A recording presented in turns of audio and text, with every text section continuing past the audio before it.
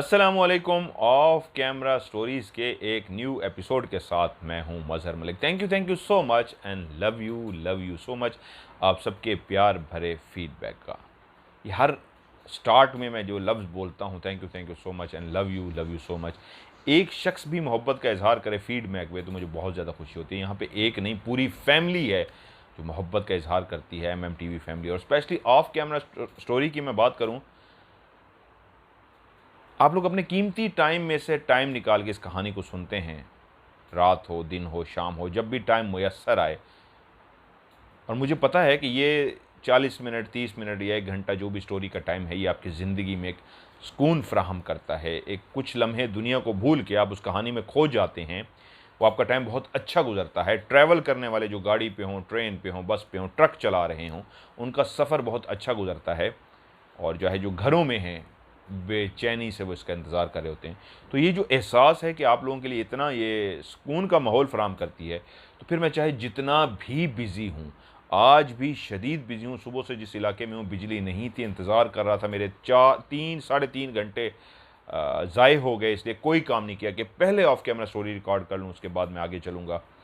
और आपको पता है, पहले भी मैं बता चुका हूँ कि सैलाब ज़दगान की मदद करने के लिए मैं इस सराकी बेल्ट, जिसका नाम है फाजिलपुर शहर, ज़िला इसका राजनपुर है, सैलाब आया, वहाँ पे हमने 1000 राशन तकसीम किया। अल्हम्दुलिल्लाह आप लोगों की कोशिश से आप लोगों ने मेरा साथ दिया और अल्लाह ताला उसको कबूल फ़रमाए, और 1000 फैमिलीज़ को हमने राशन दिया। और इस वक्त मेरा मिशन है, ज़्यादा से ज़्यादा लोगों को एक सेट बनाया है मैंने, जिसमें एक बिस्तर है, यानी जो रज़ाई होती है ऊपर ओढ़ने के लिए कपास की, उसके नीचे एक गद्दा बिछाने के लिए, और उसके साथ एक तकिया, 3 चीज़ों का सेट है जो हम ज़्यादा से ज़्यादा लोगों को देने जा रहे हैं। तो आप भी इसमें बढ़ चढ़ के हिस्सा लीजिए। हम 200, 500, 1000 जितने लोगों को दे सकते हैं, हम इसको ज़्यादा से ज़्यादा दें। इसमें जो सबसे ज़्यादा कंट्रीब्यूशन है, जो इसमें करने जा रहे हैं, ज़ाहिद हसन साहब है। हर दफ़ा उनका मैं नाम इसलिए लेता हूँ कि आप भी दुआ में उनको ज़रूर याद किया करें। उनका नाम इसलिए नहीं कि वो मुझे सख्ती से मना करते मेरा नाम नहीं लेना, लेकिन मैं पब्लिसिटी के लिए नहीं लेता, इसलिए लेता हूँ जो इस तरह बढ़ चढ़ के काम करें तो उनके लिए दुआ ज़रूर किया करें, उनकी पूरी फैमिली के लिए, उनकी बेटों के लिए, उनके लिए। तो ज़ाहिद हसन साहब के लिए सारे दुआ कीजिए दिल से, अल्लाह उनको और दे, वो और नेक कामों में हिस्सा बढ़ चढ़ के लें, और आप भी हिस्सा डालिए ताकि ज़्यादा से ज़्यादा हम ज़्यादा फैमिलीज़ को चारपाइयाँ और इस तरह का जो सर्दियाँ आ चुकी हैं सामान मुहैया कर सकें। अभी भी भागते दौड़ते आपके लिए कहानी एक रिकॉर्ड करने जा रहा हूँ। ये कहानी सच्ची कहानी है। ये शहर बनेगा मुल्तान से भी दूर, मुजफ्फरगढ़ से भी दूर, इनके करीब करीब कहीं शहर है। मैं उसका नाम बता दिया तो उन्होंने नाम कहा है आप ना बताएं, और मेरा नाम भी उन्होंने कहा तब्दील कर दें। उसकी रीज़न ये है, उन्होंने कहा कि मेरी ये कहानी सच्ची कहानी मेरे रिश्तेदार भी सुनते हैं, और कुछ बातें गुर्बत की ऐसी हैं कि ना ही बताएं तो बेहतर है। मेरे शहर का नाम, मेरा नाम, तो उनका फ़र्ज़ी नाम रखने जा रहा हूँ सजाद, और शहर भी उनका समझिए मुल्तान और मुजफ्फरगढ़ के कहीं करीब करीब है।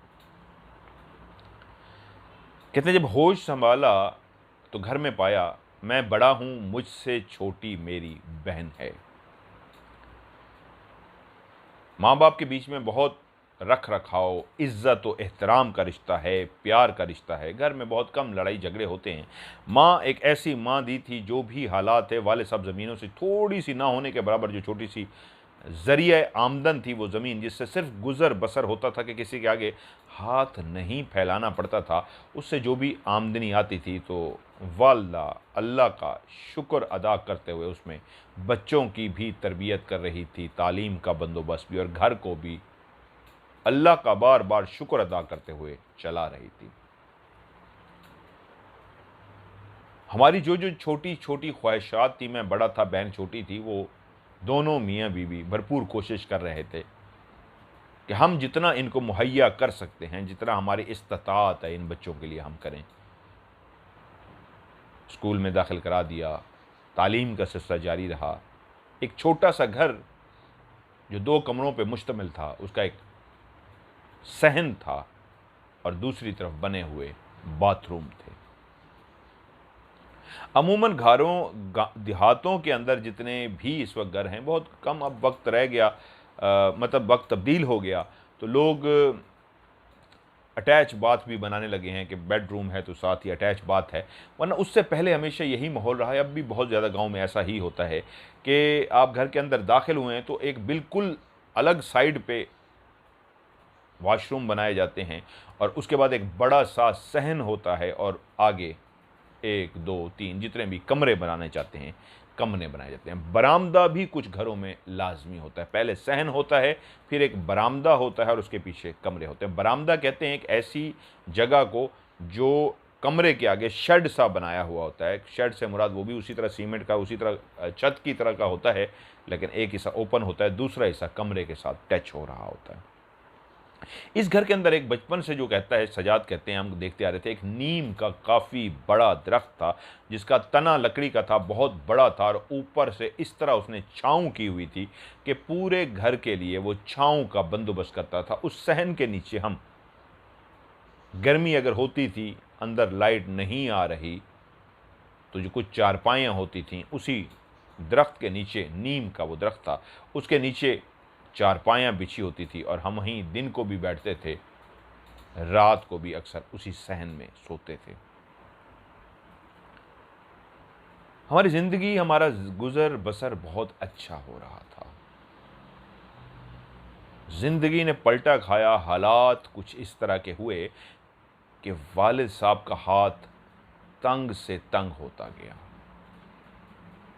जब हाथ वालिद का तंग हो जाए, फाइनेंशियली प्रॉब्लम आ जाए, पैसे उस हद तक ना रहें कि पहले जितने थे उसमें गुजारा ही हो सकता था, और जब हाथ तंग हो जाए तो फिर नौबत फाकों तक भी चली जाती है कि कभी कभी ऐसा भी लगता कि आज कुछ नहीं मिलेगा। लेकिन इनकी अभी भी हालात बेहतर थे, फाकों तक नौबत उस तरह नहीं थी कि रोज़ फाके थे, लेकिन अब उसमें फाके ऐड ज़रूर हो गए थे, जमा ज़रूर हो गए थे। अब कभी ना कभी ऐसे हालात पैदा हो रहे थे। वालिद ने कभी बच्चों की तालीम पे असरअंदाज नहीं होने दिया कि मेरा हाथ तंग है, मैं बच्चों को अब नहीं पढ़ा सकता। बच्चे, उन्होंने कहा, मेरे पढ़ते रहेंगे, बेटा भी और बेटी भी, हम भूखे रह लेंगे, कुछ कर लेंगे, लेकिन मैं अपने बच्चों को ज़रूर पढ़ाऊँगा। लेकिन जब और ज़्यादा हालात तंग हो गए तो उस वक्त सजाद 12वीं क्लास में पढ़ रहे थे और ये वाक़या 2022 का वाक़या है, इसी साल का। ये पुरानी कहानी नहीं है, इसी साल की शुरुआत की कहानी है, जब 2022 शुरू हुआ। अब तो नवंबर चल रहा है, 23 आने वाला है।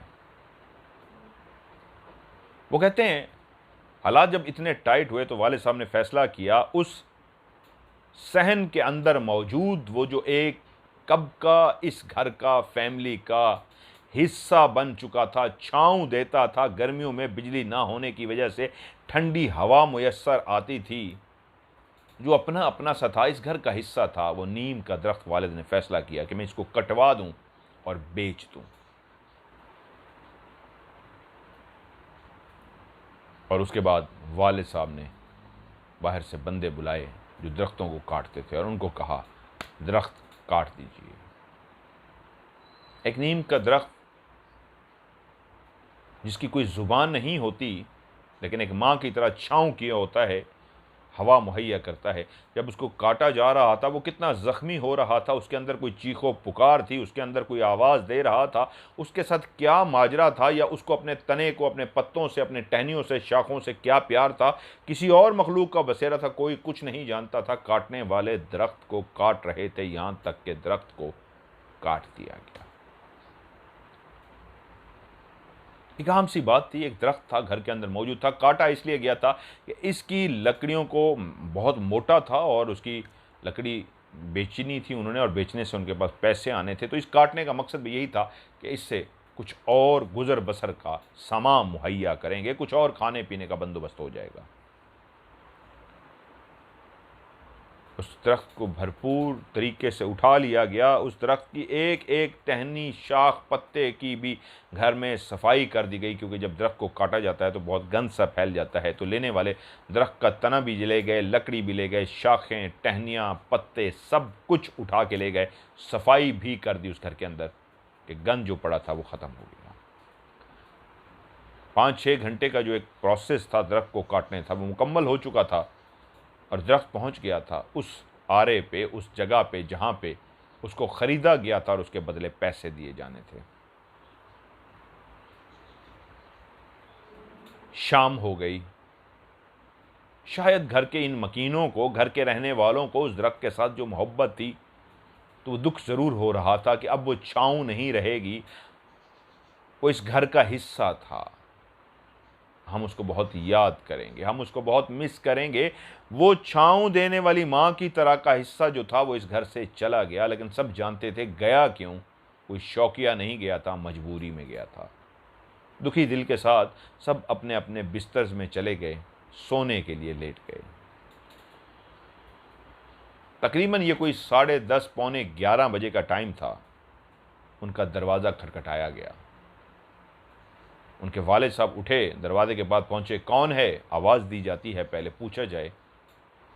ये बहुत सराइकी इलाकों में कल्चर काफ़ी अरसे से है। आज भी बुज़ुर्ग अगर होगा तो पहले उनके मुंह से एक आवाज़ निकलती है, कौन है, ताकि पता लगे जो बाहर है मुसाफिर है, कोई अपना है या कोई नुकसान पहुंचाने वाला गैर है।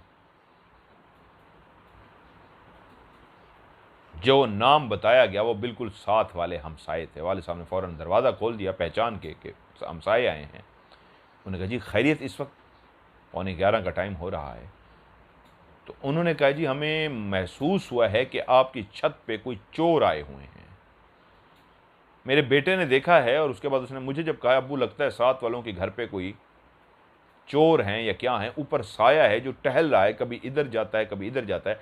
मैंने बंदा नहीं देखा लेकिन साया क्लियर देखा है, जो उसका शेडो है, परछाई है उसकी, उसी का साया है उस बंदे का जो ऊपर टहल रहा है, किसी चीज़ का इंतज़ार कर रहा है, नकब लगा रहा है, छत को तोड़ रहा है, क्या कर रहा है ये तो नहीं पता। बेटे ने जब मुझे मुखातिब किया और मैंने छत पे देखा तो आपकी छत पे मौजूद है इंसान। उसका मैंने चेहरा नहीं देखा लेकिन उसकी परछाई, उसका शैडो ज़रूर देखा है। वो टहल रहा है, वो बेचैन है। बेचैन से मुराद ये है वक्त का इंतज़ार कर रहा है, आज उसने आपके घर में चोरी ज़रूर करनी है, नकब लगानी है। मेरे इस तरह दरवाज़ा खटखटाने से ज़रूर हो सकता है वो अलर्ट हो गया हो, और मैं आया भी आपको अलर्ट करने के लिए हूँ ताकि आप अलर्ट हो जाएं और अपनी छत पे देखें कहीं कोई आपका नुकसान ना हो जाए। ये बहुत अच्छा होता है ऐसे छोटे छोटे गाँव के अंदर कि लोग एक दूसरे का ख्याल रखते हैं। चोरी का सबसे ज़्यादा डर होता है यहाँ पे, जो रात के टाइम अमूमन होती है। किसी एक की भी आंख खुल जाए तो एक दूसरे को आगाह ज़रूर करते हैं।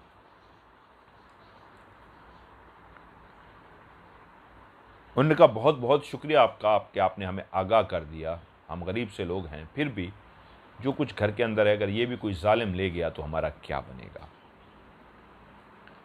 फौरी तौर पे वालिद साहब ने सीढ़ी लगाई, जो कुछ भी देख सकते थे ऊपर झांका। ऊपर छत पे कोई भी नहीं था,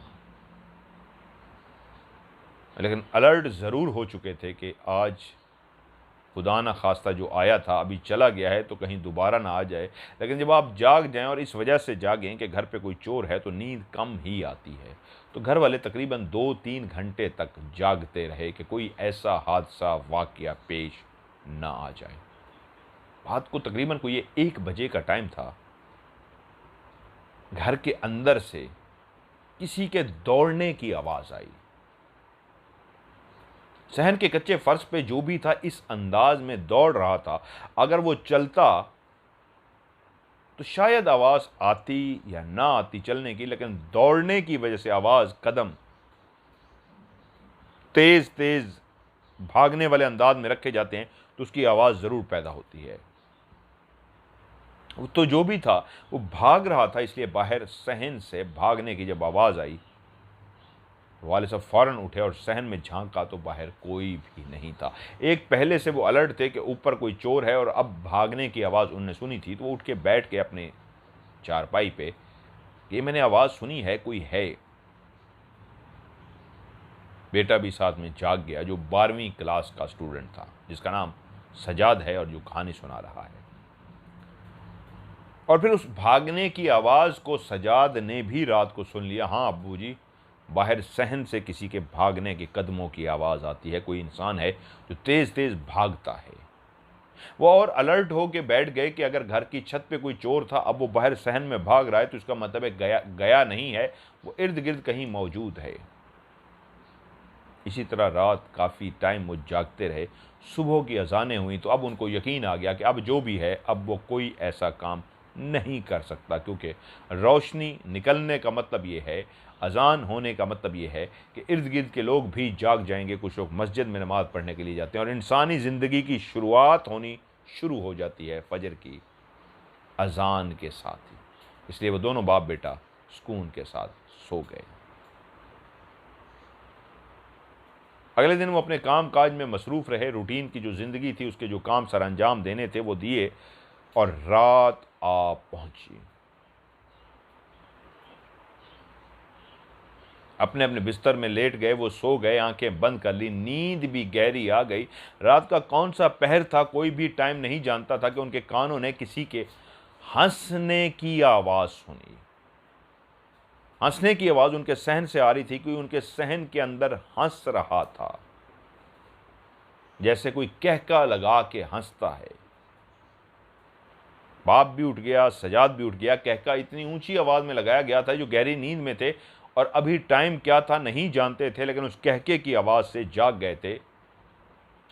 फौरी तौर पे पहला ध्यान ये गया कि शायद हमसायों के घर से कहका आया हो, बाहर गुजरते हुए कोई लेट नाइट हंसा हो।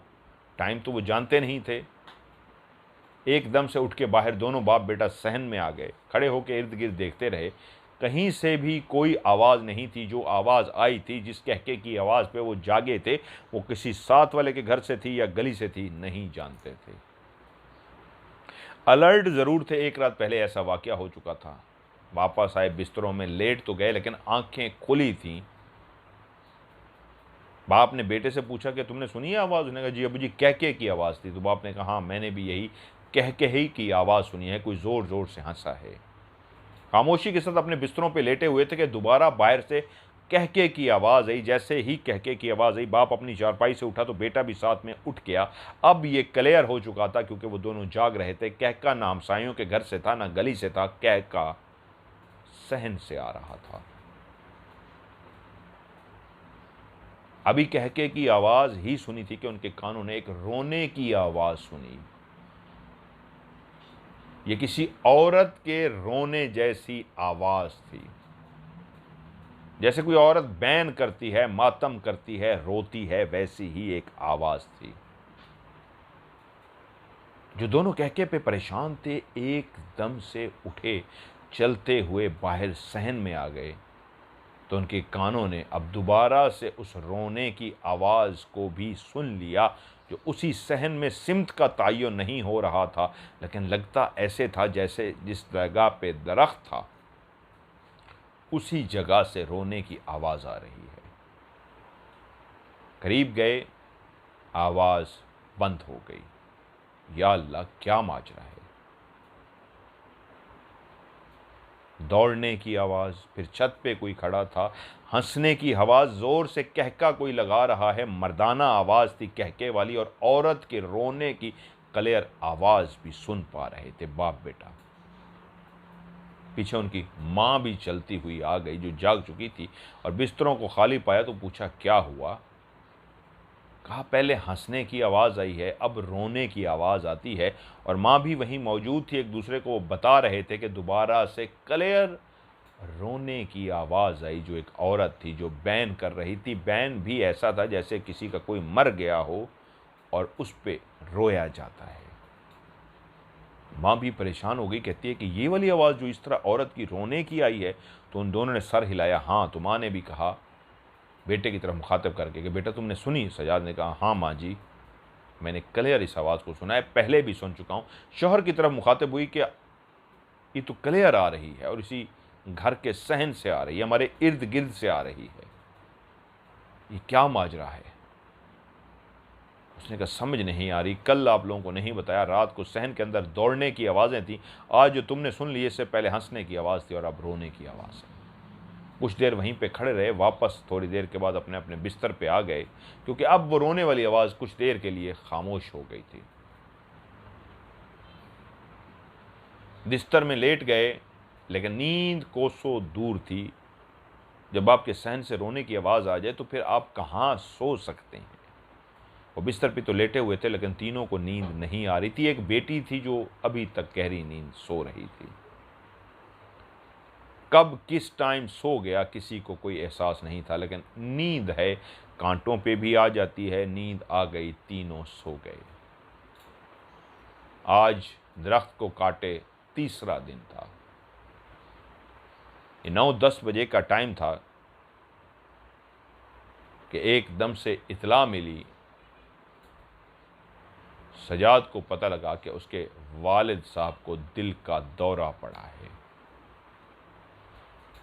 ये खबर नहीं थी, उनके लिए एक बहुत बड़ा एक किस्म का धचका था। फौरी तौर पे वालिद साहब को लेकर अस्पताल पहुंचे और बरवक्त तिबी मदद मिलने की वजह से वो बच गए। जिंदगी की बाजी हारने से बच गए, जिंदगी बच गई। अब एक गरीब फैमिली जिसने दरख्त बेचा था कि कुछ पैसे मिल जाएंगे, उनके वालिद को जब दिल का दौरा पड़ता है तो उनके घर पे क्या क़यामत आई होगी। शाम तक वालिद बेहतर हो गए, उनको जाने की इजाज़त भी मिल गई। और जब वो घर पहुंचे तो नई खबर उनकी मुंतज़र थी। अभी घर में दाखिल हुए और माँ को देखा, वालिद को बिठाया कि थोड़ी ही देर गुजरी थी, वालदा पे फालिज का अटैक हो गया। ये सब कुछ इतना तेजी से हो रहा था कि सुबह वालिद साहब को दिल का दौरा पड़ा, शाम को ही वालदा को फालिज का अटैक हो गया। सजाद तो यकीनन जो 12वीं क्लास का स्टूडेंट था, शदीद परेशान हो गया। थोड़ी सी ज़मीनें थी और बाप मजदूरी करता था। जो भी घर का इनकम था, वालिद तो अब बिस्तर पे आ चुका था। उसी ने फैसला किया, तालीम भी जारी रखूँगा, देखूँगा, सोचूँगा अभी क्या करना है, लेकिन कल से मैंने घर में इनकी दवाइयों का भी बंदोबस्त करना है, क्योंकि घर के अंदर वालिद साहब को ना सिर्फ दौरा पड़ चुका था, अब उनकी भी दवाइयाँ लिख के दे चुका था डॉक्टर कि अब ये दवाइयाँ इनको देते रहना है, नहीं तो दोबारा दिल का दौरा पड़ सकता है। और जब माँ को भी फालिज हो गया तो उसका भी इलाज करवाना था। उसी वक्त वो अस्पताल में ले गए, लेकिन जब वापस घर लेके आए तो एक बहुत बड़ी लिस्ट भी साथ लेके आए, जो वालिद की अलग थी और वालदा के लिए अलग थी, कि ये दवाइयाँ अब इनको देते रहना है। जिनके घर में पैसे ही नहीं थे, दरख्त इसलिए काटा था कुछ पैसे आ जाएं, वो गरीब कहाँ से क्या करते। तो वालदा अब घर के अंदर हैं, वालिद भी घर के अंदर हैं, और वो जो 12वीं क्लास का स्टूडेंट है, सब तालीम छोड़ के अगले दिन ही रोज़ी कमाने के लिए, यानी कि मज़दूरी करने के लिए निकल पड़ता है कि कोई भी काम कर लूँ उसी दिन काम। क्योंकि मज़दूरी एक वाहिद इस मुल्क में ऐसा काम है कि अगर आप कोई घर बन रहा है, कोई बिल्डिंग तामीर हो रही है, तो उसी में आप मज़दूर बन के काम करें तो उसी शाम को ही आपको पैसे दे दिए जाते हैं। बाहर मुल्कों में तो ऐसा होता है, मैं पाकिस्तान की बात कर रहा हूँ, और पाकिस्तान जैसे और भी बहुत सारे मुल्क हैं जहाँ पे इस तरह ही है। बाकी दुकान पे हैं, कुछ ऐसा काम करें तो वो महीने के महीने आपको पैसे मिलते हैं। मज़दूर को रोज़ाना की उजरत दे दी जाती है, कल काम उसको मिले ना मिले। वो इसी तरह काम अगले दिन पहुँच गया। सारा दिन उसने एक मज़दूरी की, पढ़ने वाले बच्चे ने, लेकिन जैसे कैसे जो कुछ पैसे मिले उससे वालिदैन की दवाई लेके आ गया। सजाद अपने बिस्तर पे लेटा था और सोच रहा था ज़िंदगी ने कैसा मोड़ लिया है। पहले गुर्बत आई, फिर दरख्त गया, फिर उसके बाद आवाज़ें आईं, छत कोई खड़ा, चोर तक पहुंच गया हमारी छत पे चोरी करने के लिए, सहन में कोई दौड़ रहा, हंसने की आवाज़, रोने की आवाज़, वालिद साहब का दिल का दौरा, वालदा के फालिज अटकाए, मेरी तालीम रुक गई, क्या बनेगा इस घर का। उसका अंग अंग दुख रहा था, उसका पूरा जिस्म दुख रहा था, वो तकलीफ में था। उसने आज मजदूरी की थी, चंद पैसे मिले थे जो उसने दवाई ले ली थी। आगे क्या बनेगा, आगे क्या होगा, ये सोचते सोचते जिस्म क्योंकि चूर चूर था, सारा दिन मेहनत की थी, बच्चा मजदूरी तो नहीं करता था, पढ़ता था, तो सोचे होने के बावजूद, दिमाग उलझा होने के बावजूद आखिरकार वो गहरी नींद सो गया। सजाद की उस वक्त आंख खुली जब उसने किसी के चीखने की आवाज़ सुनी, और ये आवाज़ अकेले उसने नहीं सुनी थी, उसकी बहन ने भी चीखों की आवाज़ सुनी थी, और वो दोनों उठ के बैठ गए।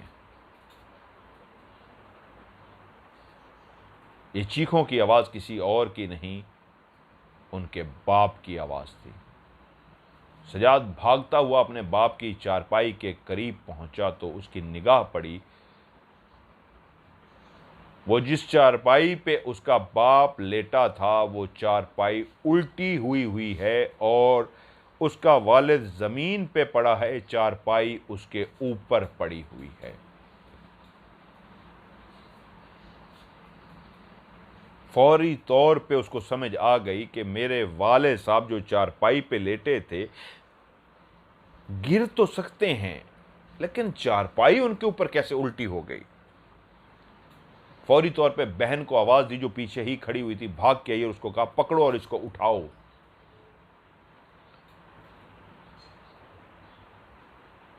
जैसे ही उसने आवाज़ दी जो बिल्कुल पास थी, उसने भी हाथ से चारपाई को पकड़ा और चारपाई को सीधा करने की कोशिश की, लेकिन दोनों को उसी लग झटका सा लगा कि चारपाई इतनी वजनी हो चुकी है, चारपाई इतनी भारी हो चुकी है कि चारपाई हिलने का नाम तक नहीं ले रही।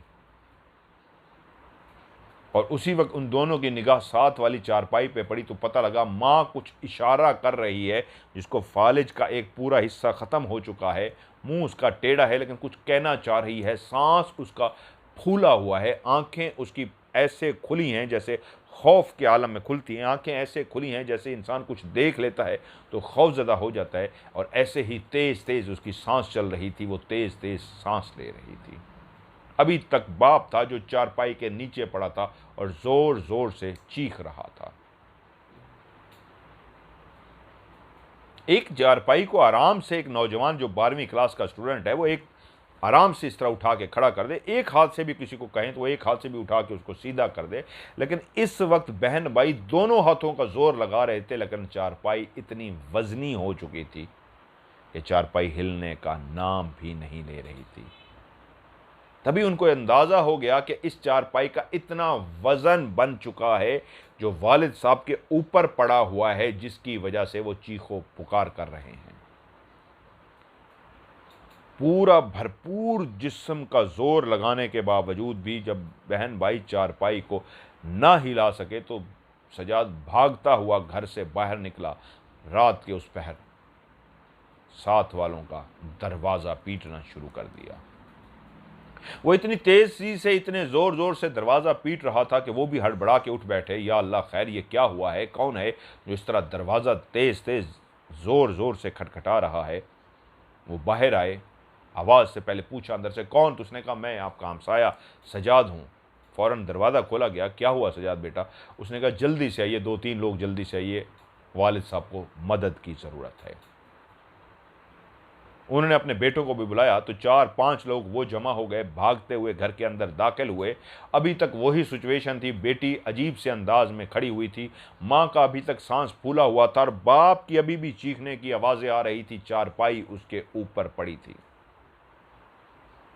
उन सब ने आके जोर लगा के चारपाई को उठाने की कोशिश की तो पता लगा चारपाई इतना मनोवजनी हो चुकी है, मनो भारी हो चुकी है कि उन 4-5 से भी जोर नहीं लगाया जा रहा। लेकिन इतना वो समझ गए अगर हम मुसलसल इस पे कोशिश करते रहे तो चारपाई को हम उठा सकते हैं। और इसी तरह वो जोर लगाते रहे यहाँ तक कि जोर लगा के जैसे कैसे उन्होंने चारपाई को उठा के साइड पे फेंक दिया। और जब चारपाई को उन्होंने उठा के साइड पे फेंक दिया तो उसके बाद सजाद तेज़ी से आगे बढ़ा। जो साथ हमसाए आए थे उन्होंने भी मदद की।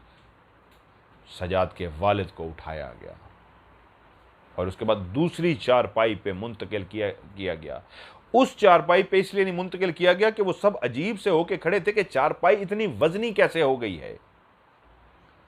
जब दूसरी चारपाई पे लिटा चुके तो उसके बाद चारपाई की तरफ मुतवज्जो हुए और कहा ये क्या हुआ है, चारपाई को इतनी वजनी कैसे हो गई है, समझ नहीं आ रही।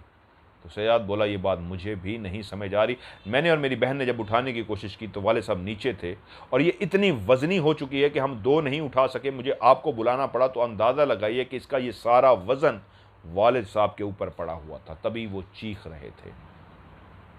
और वालिद साहब के साथ मुखातिब हुए, जब वो बेहतर पोजीशन में आ गए, लेटने के बाद थोड़ी सी सांस बहाल हुई, तो उन्होंने कहा ये बहुत वज़नी हो गई थी, अगर कुछ देर और मेरे ऊपर से इसको ना उठाया जाता तो शायद मेरा सांस बंद हो जाता।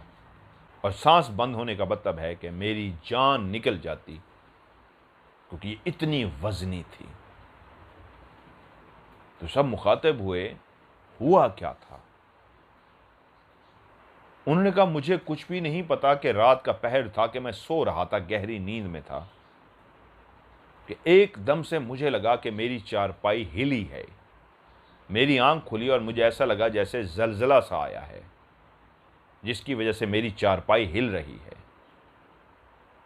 मैं नींद में था, गहरी नींद में, और जैसे ही ज़लज़ले का एहसास हुआ तो मैंने आंखें खोली और अलर्ट होने लगा कि मैं उठूं और बाकियों को भी देखूं ज़लज़ला आ रहा है। तो उसी लम्हे अभी मैं उठने का सोच ही रहा था कि वो जो चारपाई मेरी हिल रही थी बाकायदा तौर पे हवा में ऐसे उठ गई, और जैसे ही वो हवा में ऊपर उठी तो उसी लम्हे मैं समझ गया कि ये ज़लज़ला नहीं है, ज़लज़ले में चारपाई ऊपर नहीं उठ सकती। और चारपाई जब ऊपर उठी है तो कहता उसी लम्हे जो फ़ज़ा में खड़ी थी एकदम से वहीं ऐसे घूमी है और ज़मीन के ऊपर आके गिरी है। मैं उसके ऊपर लेटा हुआ था और अभी जा ऊपर उठी है, चंद सेकंड ही लगे हैं और साथ ही घूमी है और उसने मारा है मुझे ज़मीन के ऊपर।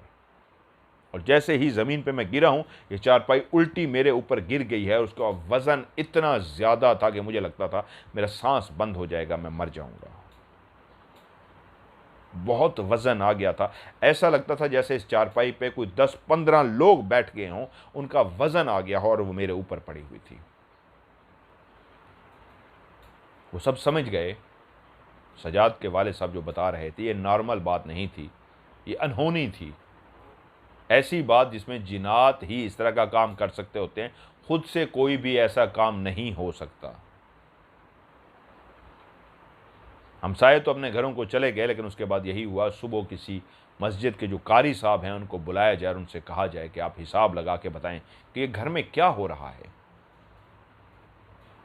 सुबह कारी साहब को बुलाया गया और उनसे पूछा गया कि आप पढ़ाई करें और बताएं। कारी साहब ने घर के अंदर पढ़ाई की, काफ़ी चेक किया, तो उसके बाद उन्होंने कहा आपके घर के अंदर जो भी मामला है 102 दिन लगेंगे मुझे चेक करने में, उसके बाद आपको बता दूंगा। अगली रात फिर आ गई, मौलवी साहब जा चुके थे, शाम रात हो गई। फिर आज रात को वही हंसने की, कभी रोने की, कभी दौड़ने की हल्की हल्की आवाज़ सहन से आ रही थी। सब सहन से जाने से कतरा रहे थे। सुबह दिन की रोशनी जैसे होती थी कुछ भी नहीं होता था, रात का साया जैसे ही आता था भागने की, हंसने की, रोने की आवाज़ें शुरू हो जाती थी।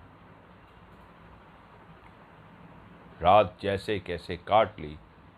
एक बात तो तय हो चुकी थी कि घर में किसी जिन्नात का साया है, वरना ये भागना दौड़ना हंसना रोना किसी इंसान की आवाज़ें नहीं हैं। नेक्स्ट डे फिर सूरज निकला तो हमसायों ने उनका दरवाज़ा खटखटाया और कहा रात आपके घर से हमने रोने की आवाज़ सुनी है और फिर हंसने की आवाज़ सुनी है, ऐसा क्यों है? तो उन्होंने बताया रोने की और हंसने की आवाज़ हम भी सुन रहे हैं, जिसकी वजह से कारी साहब को बुलाया है, और रात के पहर ही इस घर से हंसने और रोने की आवाज़ क्लियर आती है, सहन की तरफ से आती है।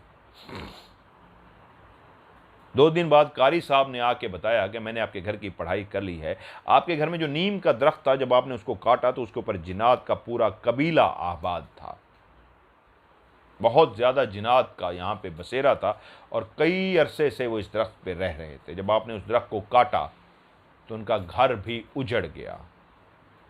अब वही जिन्नात हैं जो आप लोगों को तंग कर रहे हैं, हंस रहे हैं, रो रहे हैं, दौड़ रहे हैं। यहाँ तक कि आपकी छत के ऊपर भी जो आपको साया नज़र आया था किसी इंसान का, वो किसी इंसान का साया नहीं था, वो सचमुच का साया ही था। और वो जिन था जो साये की सूरत में ऊपर खड़ा हुआ था और टहल रहा था।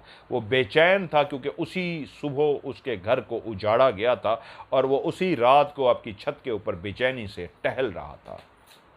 वही कबीला है जिसकी औरतें रात को मातम करती हैं, रोती हैं, कभी हंसते हैं बच्चे, और औरतों के रोने की आवाज़ें, हंसने की आवाज़ बच्चों की है जो शरारतें करते हैं, अब आपके सहन में खेलते हैं।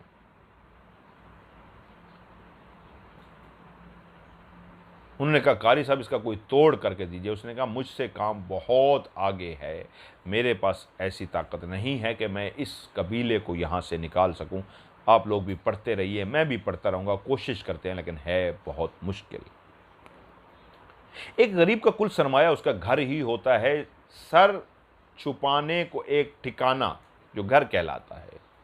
अब वो इस घर को कैसे छोड़ते? वालिद साहब पहले ही बिस्तर पे हैं, दिल के मरीज हैं, काम नहीं कर सकते। वालदा को फालिज हुआ है, कमाने वाला कोई भी नहीं है। सजाद तालीम छोड़ के रोज़ जाता है, मजदूरी करके लाता है घर में दवाइयाँ ले सके। कुछ दिन इसी तरह और गुजरते गए कि एक रात वालिद साहब वॉशरूम के लिए उठे और वॉशरूम की तरफ चले गए। जब भी वो वॉशरूम की तरफ उठते थे तो बेटा अलर्ट होता था। माँ को बेटी संभाल रही थी, देखभाल बेटी की, वो फालिज की मरीज़ा थी, बेटी कर रही थी।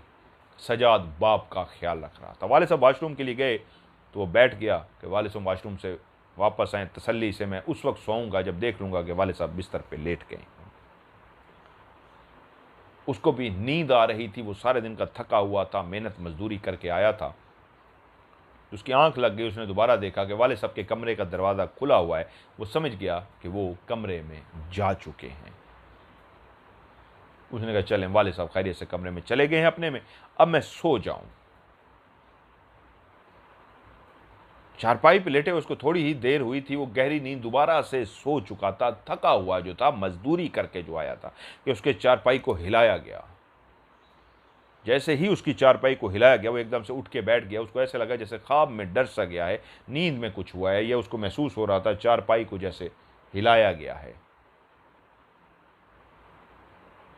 एकदम से वालिद साहब का ख्याल आया कि वालिद साहब कहाँ हैं। तो दिमाग ने कहा वो तो चले गए थे अपने कमरे में।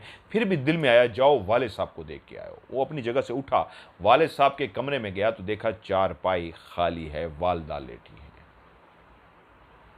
या अल्लाह, वालिद साहब कहाँ गए? भागता हुआ गया, इधर उधर देखा, सहन में देखा और बाथरूम की तरफ निगाह पड़ी तो पता लगा बाथरूम में वालिद साहब गिरे हुए हैं। जब उनको वहां से उठाया तो पता लगा वो अल्लाह को प्यारे हो चुके हैं, वालिद साहब फौत हो गए हैं। ये उस घर के लिए एक बहुत बड़ा मंजर था, बहुत बड़ा कयामत का मंजर था। वालिद साहब गुजर चुके थे। कारी साहब बता गए थे कि जिनात का वो कबीला जिसके घर को उन लोगों ने उजाड़ा था वो बदला ज़रूर लेगा, और वो पहला बदला ले चुका था कि वालिद साहब इस दुनिया से जा चुके थे।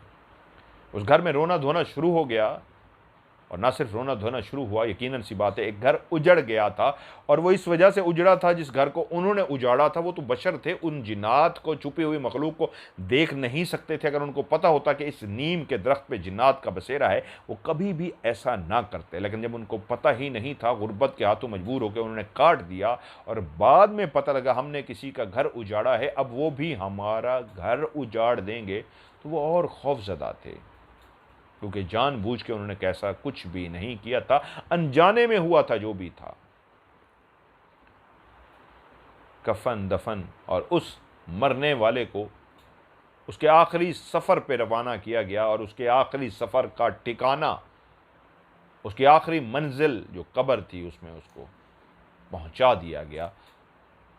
जो भी सफ़र आखिरत पे जाता है उसकी आखिरी मंजिल जो होती है वो एक गड्ढा होता है जिसमें उसको दबा दिया जाता है, दफन कर दिया जाता है, नहला धुला कफन पहला के, और कब्र बना दी जाती है ये कह के कि अपने सफ़र की तरफ रवाना हो जाओ। दुआएं ढेर सारी दी जाती हैं कि ये सफ़र तुम्हारे लिए आसान हो। वालिद जा चुका था, घर के हालात और मज़ीद ख़राब हो चुके थे। जहाँ पे वालिद साहब की मौत का सदमा था वहीं पे अभी भी वालदा ज़िंदा थी, लेकिन फालिज उस बच्चे सजाद से जो कुछ हो सका वो उसने हिम्मत नहीं हारी। किसी रिश्तेदार ने कोई ख़ास उनकी मदद नहीं की, कोई भी उनका सहारा नहीं बना। वाहिद अब इस घर का सहारा सजाद था। वो भरपूर मजदूरी करने की कोशिश करता रहा और माँ की दवाई लेने की कोशिश करता रहा। बेटी भी अपनी तालीम छोड़ के हर वक्त फालिज ज़दा माँ को देख रही थी। मैं माँ को जितना ज़्यादा हो सके ख्याल रख सकूं। उस घर से अभी भी हंसने की, रोने की, दौड़ने की, चलने की, किसी के बातें करने की अभी तक आवाज़ें आ रही थी। वो रातों को भी सो नहीं पा रहे थे उस खौफ से, जब से उनको बताया गया था कि उनसे बदला लिया जाएगा। सजाद चला जाता, बेटी घर में, जो उसकी बहन थी, वो घर में तो होती थी, सहमी सहमी, डरी डरी सी रखती थी, क्योंकि वाहिद सहारा माँ थी जो बोल नहीं सकती थी, फालिज का अभी तक ताज़ा ताज़ा शिकार हुई थी। वो उनके साथ बैठी रहती कि, लेकिन माँ देखती थी कि बेटी घबरा रही है, इधर उधर देख रही है, क्योंकि उसके लिए ये एहसास ही खौफनाक था कि इस घर में जिन्नात का बसेरा है। वो रातों को हंसते हैं, मुस्कराते हैं, शरारतें करते हैं, तो दिन को भी कहीं ना कहीं यहीं पर मौजूद होंगे। वो भाई के आने का इंतज़ार करती, और जब भाई आ जाता तो उसके दिल को कुछ सुकून पहुँचता। और कोई ठिकाना था जो नहीं, सर छुपाने का मजबूरी थी, इसलिए वो उस घर में रह रहे थे।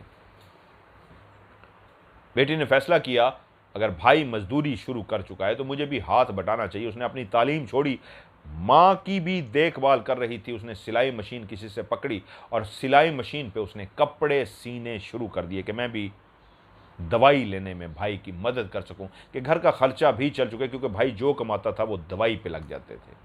तो उसने कपड़े सीने शुरू कर दिए।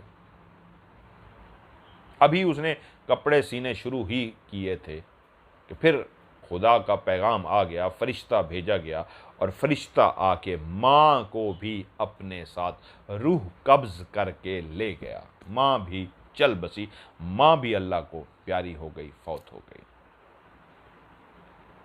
दोनों बहन भाई ने जैसे कैसे दिल जो पहले ही टूट फूट का शिकार हो चुका था, खत्म हो चुका, उसको जमा किया। मां को भी सफरे आखरत पे रुखसत किया। मां भी जब सफरे आखरत पे रुखसत हो गई, अब घर काटने को दौड़ता था, सिर्फ बहन भाई बचे थे, कोई रिश्तेदार मदद नहीं करता था। वहीं पे एक बहन के साथ, जो अभी माँ के दुख को नहीं भूली थी, अभी तो बाप का दुख ताज़ा था कि माँ चल बसी थी, लेकिन फिर भी पेट की आग को तो बुझाना था, और पेट की आग को रोटी बुझाती है, रोटी का भी बंदोबस्त करना था। तो उसने अपनी सिलाई का काम जारी रखा। 2-3 कपड़े तो ऐसे आए जो उसने सी के दे दिए, उसकी उजरत भी मिल गई और काम ठीक हो गया। लेकिन अगली दफ़ा ऐसा हुआ, औरत ने आके उसको कपड़े दिए, उसने कहा ये मुझे फ़लाँ तारीख को चाहिए, तो मुझे सी के दे देना। उसने कहा जी ठीक है।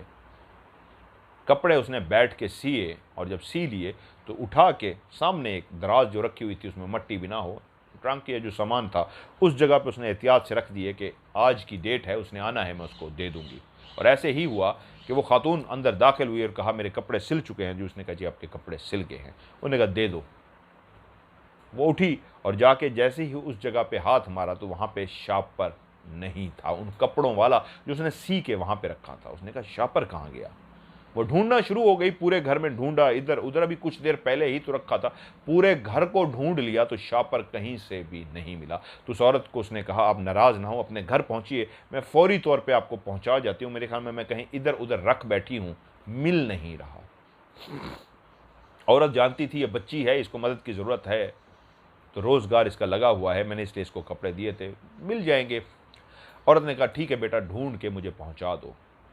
जैसे ही उस औरत को खुदाफिज किया, वो अपने दरवाजे से वापस लौटी तो उसी जगह पे ही शापर पड़ा था जहां उसने रखा था। लेकिन वो जानती थी कि अभी तो मैं मुसलसल इसी जगह पे ढूंढती रही हूं, यहां से तो मुझे नहीं मिला, अब कैसे मिल गया। और उसके बाद ये सिलसिला चल निकला। वो शापर रखती, शापर मिलते ही ना वापस आती, वहीं पे पड़ा होता, और जैसे ही उसको मिलता वो जल्दी से उठाती, भागती कि मैं उनकी अमानत तो उनको पहुंचाऊं, क्योंकि वो जानती थी इस घर में कोई और भी रहता है जो इस तरह शरारतें करता है। एक ख्वाब था जो मुसलसल देख रही थी, अभी तक उसने अपने भाई को नहीं बताया था, लेकिन वो बार बार उसी ख्वाब को देखती आ रही थी।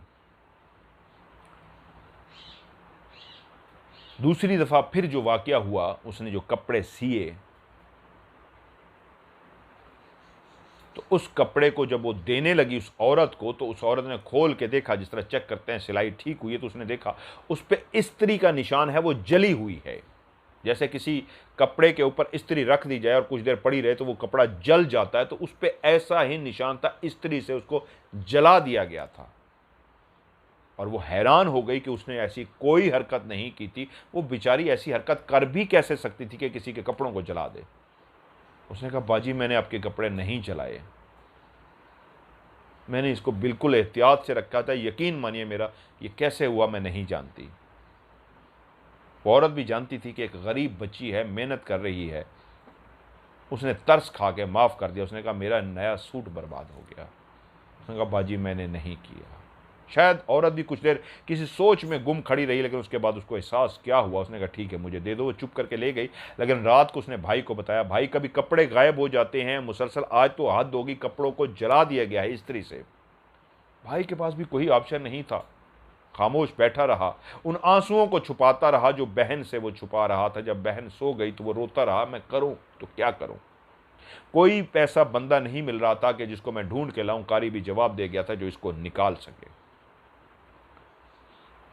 फिर कुछ दिन के बाद जो वाकया हुआ, अब उसके कपड़े फटना शुरू हो गए थे। वो सी के रखती और बिल्कुल गोल सुराख सा, जैसे कोई काट देता है गोल सुराख सा बना जाता है, वो किसी को जोड़ा देती सी के, तो उसके अंदर सुराख हुआ होता है जैसे किसी ने उसको काट दिया हुआ है, कट के निशान लगे हुए हैं।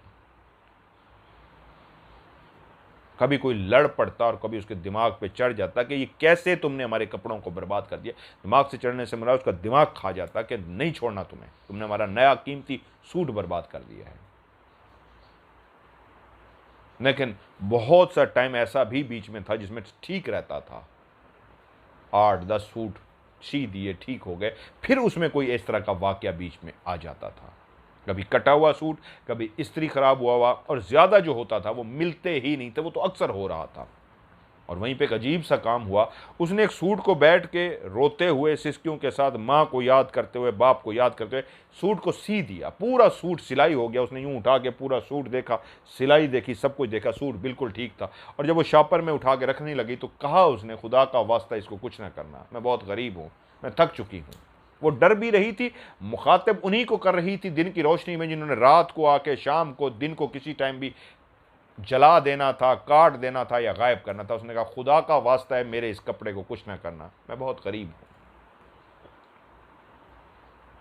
औरत अपने कपड़े लेने के लिए आ गई। वास्ता तरला दे के कमरे में रखा था कि मेरे कपड़े को कुछ ना करना, और पूरा कमरा छान मारा, सूट नहीं मिला। फिर उसी तरह का, बाजी मुझे माफ़ कर देना, मैं आपके घर पहुंचा देती हूँ। ये औरत पहले भी कपड़े दे के गई थी। उसने कहा बेटा क्या बात है, पहले भी तुमने ढूंढा था और मेरे घर दे के गई थी, अभी भी तुम ढूंढोगी, तुम एक जगह पे रखती क्यों नहीं हो। तो उसने रोते हुए उसको कहा मैं तो एक जगह पे रखती हूँ, जो इस घर में हैं, जो मशहूर हैं इस घर के, जो रोते हैं, कभी हंसते हैं, कभी दौड़ते हैं, जो इस दरख्त को काटने के बाद आए थे, वो शरारतें कर देते हैं। तो इस मजबूरी को सुन के उस औरत ने भी कहा ठीक है मेरे घर पहुंचा दो। कहती है उस दिन तो इंतहा हो गई, शापर ढूंढा कहीं नहीं मिला, तो बाथरूम से जाके मिला। और जब मैं बाथरूम से उठा के लाई तो हैरत अंगेज बात यह थी कि पूरी सिलाई जो मैंने उस शलवार पे, कमीज पे कर ली थी, वो ख़त्म हो चुकी थी। ऐसा लगता था सिलाई थी इसके ऊपर, लेकिन अब निकाल दी गई हो। जैसे एक पूरा कमीज सिला हुआ हो, उसकी सिलाई हुई होती है, और आपको जिम्मे लगाया जाए कि इसको सिलाई को अब निकालो, तो बहुत मुश्किल काम है जो मशीन पे सिया गया हो, कि उस धागे को आहिस्ता आहिस्ता निकालना। वो पूरा धागा निकाल दिया गया था। वो कटा हुआ सूट ज़रूर था लेकिन सिला हुआ नहीं था। पूरे पूरे धागे, शलवार के भी, सूट के भी, कमीज़ के भी, शलवार के भी धागे निकाल दिए गए थे। वो अब और परेशान हो गई कि मैं अब करूं तो क्या करूं, रोने बैठ गई। रात को भाई आया और उसको बताया कि ये देखो अब ये काम हो रहा है। भाई भी चुप हो गया कि मैं किसी से बंदोबस्त करता हूँ। वो मुसलसल भाई मुझसे रब्ता करता रहा, लेकिन अल्लाह का करना ये हुआ, उन्होंने जब स्टोरी शुरू की तो पहली बात यही लिखी कि मैंने मुसलसल आपसे रब्ता किया। जब कारी साहब से भी मैंने रब्ता किया, तो उससे पहले भी मज़र साहब मैंने आपसे रब्ता किया था, लेकिन आपसे रब्ता नहीं हो सका था, तभी मैंने कारी साहब से रब्ता किया था। और जब ये मुसलसल मेरे घर में वाक़यात हो रहे थे, मैं आपको मुसलसल लिख रहा था। खुदा का करना ऐसा हुआ, सैलाब आ गया। उस सैलाब में हमारा वो घर भी डूब गया, टूट गया।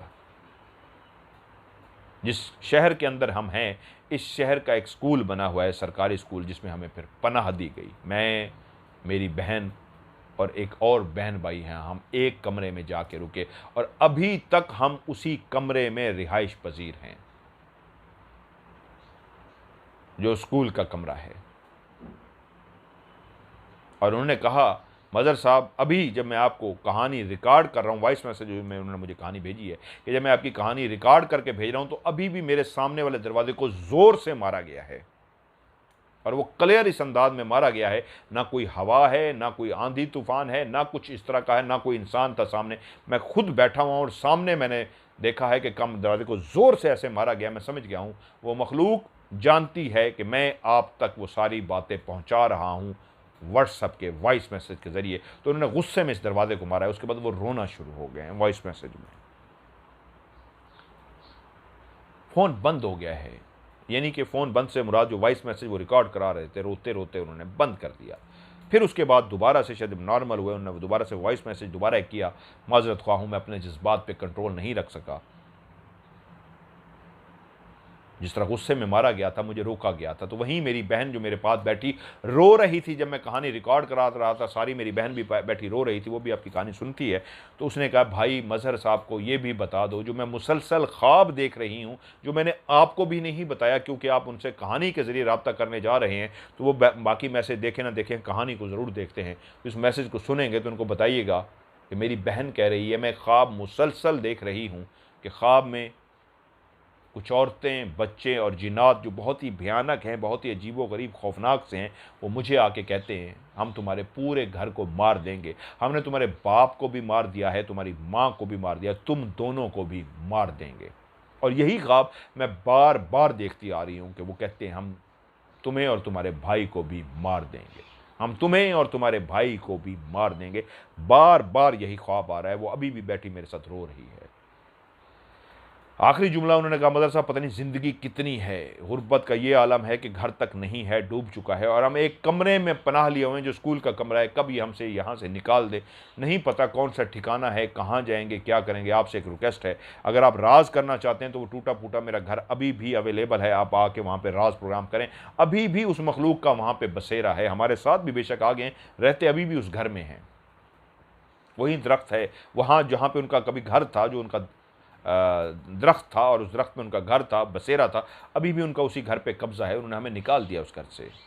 आप राज आएँ, मोस्ट वेलकम, वहाँ पे राज प्रोग्राम करें, लेकिन खुदारा हमें इनसे जान छुड़वाएं। अब उनके पास हालात, उनके जो उन्होंने मुझे अपने बताए हैं और हालात भी, वो बहुत ख़राब उनके हालात हैं। उन्होंने कहा हमारी मदद भी कीजिए। तो मैं एक ऐसा शख्स बन चुका हूँ, कहानी इसलिए सुनाता हूँ, वक्त अच्छा गुजरे और उनके हालात बताऊँगा तो आप लोग भी सैड हो जाएंगे। और किसी ने मुझे लिखा था, कोशिश किया करें कहानी में सैडनेस ना हो, कोई ऐसी बात ना हो कि हम अजीब से हो जाएं। उसकी वजह ये, फिर कहानी सुनने को दिल नहीं चाहता कि सुन के हम लोग भी परेशान हो जाते हैं। मदद के पॉइंट ऑफ व्यू से मैं कह देता हूँ, मेरे प्यारे भाई सजाद साहब, आपका असली नाम तो नहीं है लेकिन आप सुन रहे हैं, कोई अल्लाह का बंदा आगे बढ़ता है और आपकी मदद करता है तो मैं आपको हल्फन कह रहा हूँ, मैं आप तक आपकी अमानत पहुँचा दूँगा। और रह गई आपको उसको ठीक करने वाली बात, आपके घर को, तो वो भी इंशाअल्लाह ताला, मैं अभी सैलाब के लिए आया हुआ हूँ, यहाँ पे पढ़ाई कर नहीं सकता, मुसलसल लगाऊँ, लेकिन जल्द ही इंशाअल्लाह मैं जैसे लाहौर पहुँचता हूँ आपसे रब्ता करता हूँ, आपका घर भी आपको क्लियर करके दे देता होता हूँ। माजरत ख्वाह इसलिए हूँ कि मेरा रब्ता आप लोगों से इसलिए नहीं हो सकता। मैं आज आपको क्लियर बता दूँ इस ऑफ कैमरा स्टोरी के ज़रिए, मैं शायद जुमे को भी ये बात कह दूँगा, भाई मैंने भी अपने घर के लिए कमाना है, मुझे भी पैसे चाहिए। मैंने अपने घर के लिए नहीं कमाना, मैंने कुछ फैमिलीज़ का, मैं ये इसलिए नहीं बता रहा कि कोई मैं नेक बंदा हूँ या कोई मैं बड़ा काम कर रहा हूँ, नहीं, इसलिए कि मेरी भी मजबूरी में बता रहा हूँ। मैंने भी कुछ घरों का खर्चा पर मंथ का उठाया हुआ है, उनके राशन, उनके पढ़ाई, कपड़े, स्कूलिंग, हर चीज़ मैंने पे करनी है। एक नहीं है, कई हैं, उसमें और भी लोग मेरे साथ शामिल हैं। तो जब तक मैं एक पर मंथ बजट नहीं कमाऊँगा, मैं वो सारे खर्चे अफोर्ड नहीं कर सकता, चाहे घर का हो चाहे उन फैमिलीज़ का हो। उसके बाद प्रोग्राम देने हैं, ये कुछ करना है, लोगों की मदद भी करनी है। मैं लोगों से खुदा की कसम पैसे नहीं ले रहा। तो जब मैं अपनी जेब से लोगों की मदद भी कर रहा हूँ और पैसे भी आप लोगों से नहीं ले रहा, तो हर बंदा मुझसे कहता है हमारा भी काम करो, हमारा भी काम करो। भाई मैं 1000 बंदे का कैसे काम करूँ? मुझे किस बंदे ने कहा जी आप पैसे लेने शुरू कर दें। मैंने कहा जी मैं पैसे नहीं लेता, हाँ कोई मुझे दे देता होता है तो यकीन मानिए मैं आपको करूँ, वो मैं आगे अल्लाह की मखलूक को ही दे देता होता हूँ। बहुत सारे लोग हैं जो मुझे मदद करने के लिए कह रहे हैं, जैसे सजाद साहब कहते हैं, मैं इनको ही दे दूँगा। ऐसे मैं दे देता हूँ। तो अगर कोई खुद से मेरी मदद कहे जी आपने हमारा काम किया, हमारी तरफ से ये तोहफ़ा है, तो मैं देता हूँ, पैसों की सूरत में हो तो मैं आगे दे देता हूँ। तो बाकी ये मैं राब्ते में इसलिए नहीं आ सकता कि मेरे साथ इतना लोग राब्ता करना चाह रहे हैं कि मैं या तो फिर यूट्यूब और ये काम छोड़ के मुसलसल इसी काम की तरफ आ जाऊं कि आपकी मदद करूं, फिर मैं कर सकता हूं। फिर मेरा सोर्स ऑफ इनकम क्या होगा, फिर मेरे पास पैसे कहां से आएंगे? सीधी सी बात है, मैं कहां से कमाऊंगा? इसलिए मैं जितना कर सकता हूं कर रहा हूं, इसलिए मैं राब्ते में नहीं आ सकता। मेरी ये जेन्युइन मजबूरी है जो आपको मुतमईन करने के लिए आज मैंने खुल के अपने आप को पेश कर दिया कि ये इशू है। हर वक्त मुझे कॉल आती है, हर वक्त। ये मेरा फ़ोन मैंने अभी बंद किया हुआ है, मैं इसको ऑन कर लूँ मुसलसल ये बजता रहेगा, तो मैं इसको मुसलसल सुनता रहूँ। मैं अपने काम कहाँ से करूँगा? मैं अपनी रोज़ी रोटी कहाँ से कमाऊँगा? या तो फिर मैं पैसे लूँ, यही काम शुरू कर दूँ, रोज़ी रोटी भी इसी से कमाऊँ, फिर तो मुझे कोई मसला नहीं होगा। तो मैं तो इसको फ़ी सबिलिल्लाह करता हूँ। तो इसलिए मैं हाथ जोड़ के मेरी मजबूरी को ज़रूर समझिएगा। मैं सैड तरफ कहानी को नहीं लेके जाना चाह रहा, कोई मदद करना चाहेगा मैं हाज़िर हूँ। ये थी जी आज की कहानी जो मुझे भेजी गई। मैंने नाम इसलिए आपका फ़र्ज़ी रखा, मेरी ख्वाहिश थी मैं आपका वॉइस मैसेज भी सुना दूँ लोगों को, लेकिन फिर क्योंकि आपने कहा मेरे शहरदार हैं वो भी सुनते हैं, मैं नहीं चाहता हमारा मजाक उड़े, हमारी गुर्बत का मजाक उड़े, हम खुददार लोग हैं, तो इसलिए मैंने आपकी आवाज़ नहीं सुनाई, वरना मैं आपकी वो रोते हुए भी आवाज़, मेरा दिल बड़ा दुखा है, मैं सुना देता। तो आप लोग भी कहानी भेजिए, आपकी कहानी को भी मैं OCS का हिस्सा बनाऊंगा, और वॉइस मैसेज भी कर सकते हैं, लिख के भी भेज सकते हैं, और भेजने का नंबर है +92 313 665550। इस पर वॉइस मैसेज करें या लिख के भेजें। आखिरी लफ्ज़ STORY लाजमी आपने लिखना है। स्टोरी अगर नहीं लिखेंगे तो कहानी प्रोग्राम में शामिल नहीं होगी। उर्दू में लिखें या इंग्लिश में, स्टोरी आखिरी लफ्ज़ होना चाहिए। तो इंशाल्लाह आपकी कहानी को मैं प्रोग्राम का हिस्सा बनाऊंगा। और आज की ऑफ कैमरा स्टोरी से मज़हर मलिक को दीजिए इजाज़त। अपना ढेर सारा ख्याल रखिएगा।